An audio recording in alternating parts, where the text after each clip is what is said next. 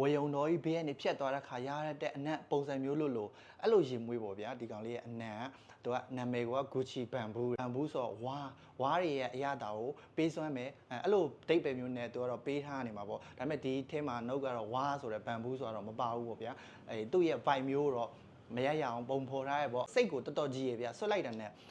ရမ်းရိုင်းပါတယ်ဆိုတော့အရသာမျိုးတစ်ခါမှမတွေ့ရဘူးစဖြန်းလိုက်ပြီဆိုကြတဲ့စိမ့်ဆိုနေတဲ့ juicy ဖြစ်နေတဲ့အဲ့လိုအသီးအနှံလေးလည်းရတယ် Gucci ဆိုတာတော့ brand ကတော်တော်ကြီးကိုမြင့်နေဆိုတာအားလုံးသိကြပြီးသားဖြစ်မှာပါဒါလေးဆိုတော့ပလင်း original လာတော့85မီလီနဲ့လာဖြစ်ပါတယ်ဈေးတော်တော်ကြီးပါတယ်မီလီနဲ့တွက်ကြည့်မယ်ဆိုတော့အနံပြင်းတာကြီးတွေမကြိုက်ဘူးလူအများချားမှာလည်းကိုယ်အနံကြောင့်အနောက်ရှက်မဖြစ်စေချင်ဘူးဆိုရင်ဒါမျိုးရှင်မွေးအနံကိုတေချာပေါက်ရွေးကိုရွေးရလိမ့်မယ်ဒါဆိုရင်လုံးဝ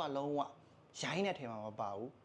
တချို့ခေါင်းမူတဲ့သူတွေအတွက်ဆိုရင်လည်းဒီကောင်ကအဆင်ပြေတယ်ဒါမျိုးလေးနဲ့ဆိုကွက်တိဖြစ်သွားလိမ့်မယ်အဲ့လိုလူမျိုးဆိုရင်ဒါလေးကိုဒီလိုပလင်းလိုက်ကြီးဝယ်လို့ရတယ်လို့ဒီလိုမျိုးခွဲရောင်းတဲ့ site တွေလည်းဝယ်လို့ရပါတယ်10မီလီ